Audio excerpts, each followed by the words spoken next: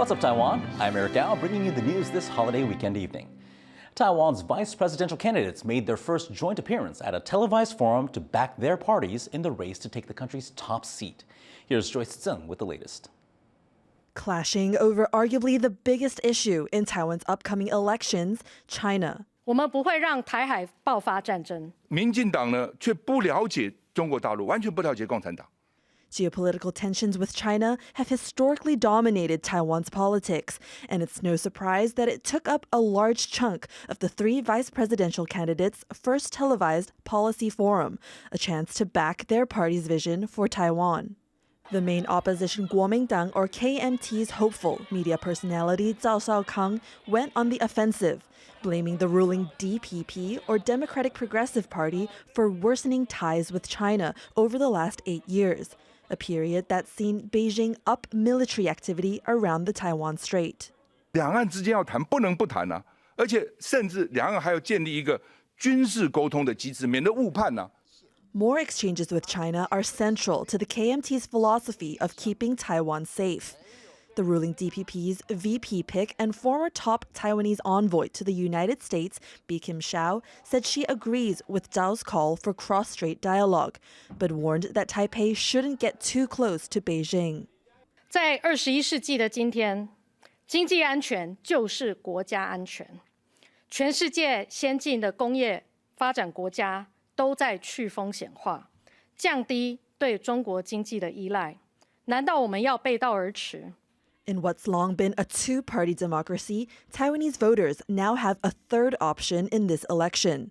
At the forum, Dark Horse Party, the Taiwan People's Party, or TPP, and their VP pick, former business exec Cynthia Wu, chose to skirt the divisive cross-strait issue. Instead, Wu spoke on gender issues and healthcare, and her vision for Taiwan's tech-driven economy. 过去台湾发展的半导体业是由政府强力主导。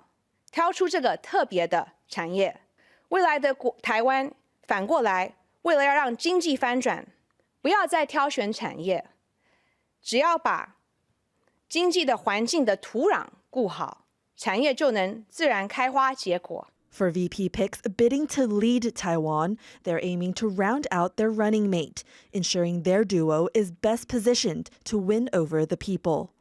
Devin Tai and Joyce Sun for TaiwanPlus. While the VP candidates took the stage, their running mates hit the campaign trail. Our reporter Sandy Chi has this update.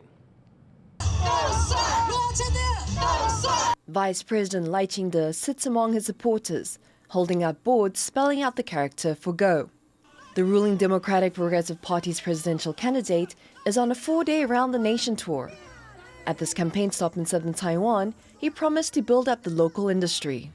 我们要把嘉义科学园区吸引 半导体、精密机械、精准医疗厂商进驻，我们一定要在2029年完成园区开发。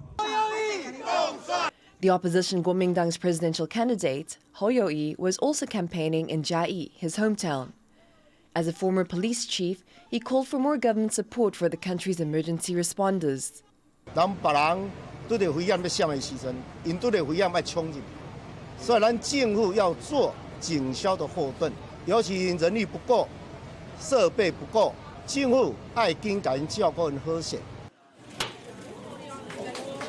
The Taiwan People's Party presidential candidate, Ko Wen-je, wasn't on the campaign trail, instead opting to prepare for next Saturday's presidential debate. Ko is facing criticism over an illegal parking lot in Hsinchu that he co-owns. His party says he will tear down the parking lot and restore it to farmland. He'll also donate the rent he earned from it to charity. 总共是120万元。那柯文哲主席将会捐给新竹市政府的社会局。第二个，我们今天入场刨除，那也会依法完成所有恢复农用的过程。With about 3 weeks left before the election, a poll conducted by My Formosa shows Lai leading Ho by a small margin and Ke trailing behind. The candidates will continue ramping up their campaign efforts to get as much support as they can before the big day. Howard Zhang and Sandy Chi for TaiwanPlus. 2 men have been detained for allegedly producing and publishing fake election polls. Prosecutors say they are suspected of deliberately misleading voters ahead of January's elections. 林姓被告、苏姓被告等2人涉嫌接受境外势力之指示，制作及散布不实民调之内容，意图使特定候选人当选或不当选。The men had reportedly published up to 8 fake polls since October. An investigation found they were working under the guidance of Chinese Communist Party officials. The fake results showed that a Kuomintang candidate had popular support in Taiwan. Prosecutors and police say they are working to prevent foreign forces from infiltrating the country's elections. Taiwan and Canada are boosting trade and investment between the two countries. Taiwan's Office of Trade Negotiations says they've signed a deal that will give Taiwanese companies greater access to the North American market. The deal is part of Taipei's efforts to bolster business ties with democratic countries and to gain entry to a major pan-Pacific trade pact. Taiwan has opened the world's first seismic monitoring station on an active volcano. Located on Mount Datun in northern Taiwan, the facility will gather data about the volcano and help educate the public about natural disasters. The government hopes to later expand it into a national park. Mount Datun is located over a magma chamber, causing a lot of seismic activity. It last erupted between 5,000 and 6,000 years ago. The monitoring station will use the data gathers to prepare for a possible eruption.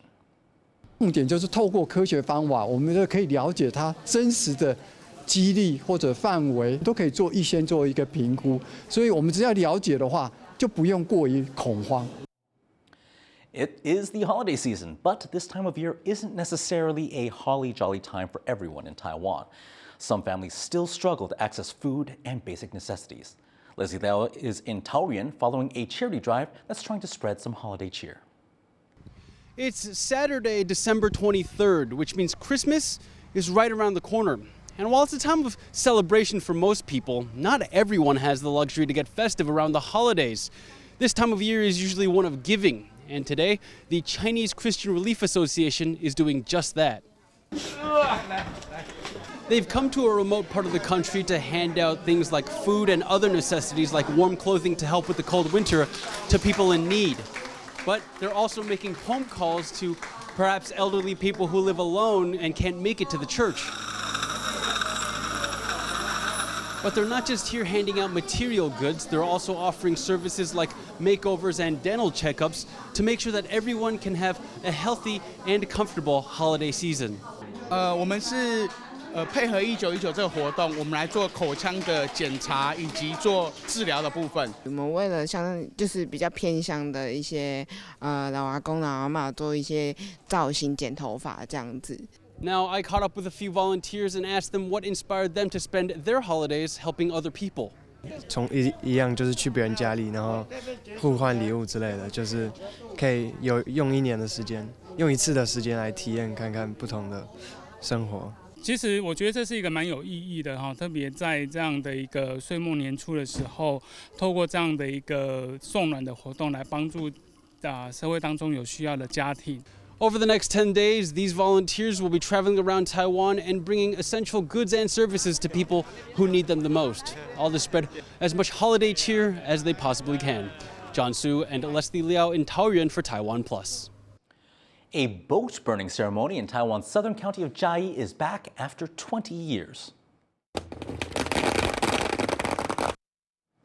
The tradition is thought to have started in 1919 when the area was hit by a plague, and a god helped ward off illness. To show gratitude to that god and to pray for good fortune, locals this year burnt what's called a king boat, featuring paper sculptures by artist Wang Mingxian. The event has only been held 4 times.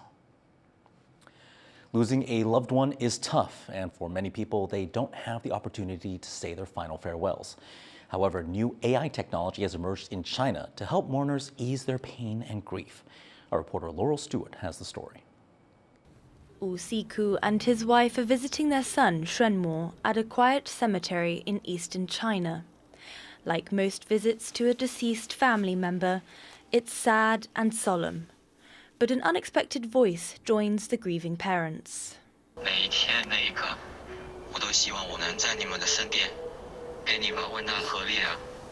This is Shenmo's voice, brought back into being after his death last year. It may sound robotic and uncanny, but for his parents, it doesn't matter. 就是在就是他成年与不成年这样的一个年龄段的走到，可能这是一个世上可能是最痛的一个失去亲人的一种痛嘛，哎，这个东西你说怎么走出来？ In his grief, Wu began researching ways to bring his son back. He gathered photos, videos, and audio recordings of Shuanmo, and spent thousands of dollars paying AI firms to clone his face and voice. 突然有一天梦里头，一闪就那么一段，他就叫我爸。人是可以复活的，一句话。第二个呢，说完这句话呢，在我面前拿起笔记本一打开，就在那块敲键盘。这以后就是梦就完了。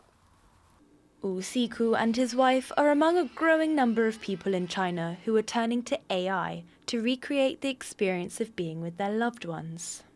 我们是作为一个这种情感疗愈，我们是以就是智能驱动的方式，我会用一个全息的方式去把它放到我们身边，就是会让他觉得得到一个数字陪伴，一个他真正的亲人陪伴，实时的，就是说，或者是他需要的时候陪伴他在他身边的这种感觉。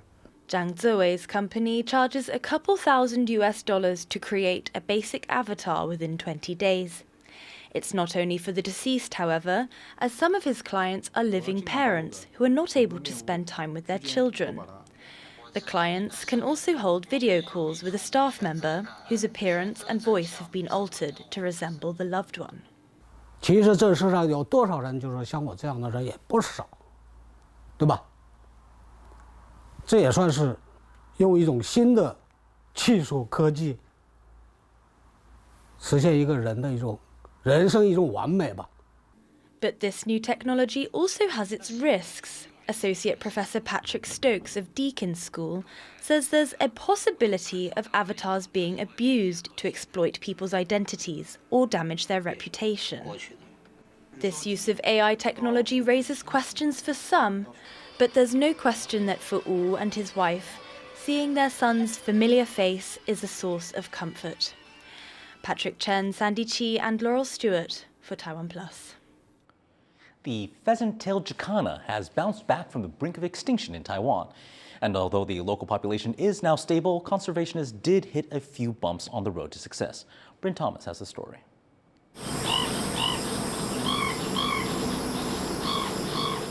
If you see a bird with a distinctive long black tail balancing gracefully on a lily pad in Taiwan, chances are it's a pheasant-tailed jacana. But the odds of you seeing one 25 years ago would have been far smaller. In 1998, there are just an estimated 50 left. But efforts to protect the bird have brought its numbers back up. There are now almost 3,000 in the country, the result of careful efforts to rebuild their habitat. 所以初期花了6年多，其实都很专心，我们就整个人就把气体打造好。 But rebuilding the bird's habitat proved to only be one piece of the puzzle. In 2009, conservation efforts hit a setback when chemical pesticides on farms killed the birds en masse. This forced the government to work with farmers to find a way forward that protected both their livelihoods and the birds in their rice paddies. 不是只是祭出所谓的法令那要单方面要农民配合，而是我们去同理农民的需求。 那让农民也愿意自主的朝向去减药，甚至最后不用化学农药的这个方式。 Although the pheasant-tailed jacana's comeback is a success by any measure, it's also a lesson in the fragility of our natural ecosystem. The future of wildlife protection in Taiwan entails both bringing habitats back and treading lightly in the ones that still exist. Dolphine Chen and Bryn Thomas for TaiwanPlus. Thanks for joining us here on What's Up Taiwan. You can find more of our news reports on the TaiwanPlus website or on our mobile app. Finally, get ready for Christmas with these nearly 300 people dressed as Santa Claus in Tokyo, bringing some holiday cheer to passersby. I'm Eric Gao. Take care and have a great holiday weekend.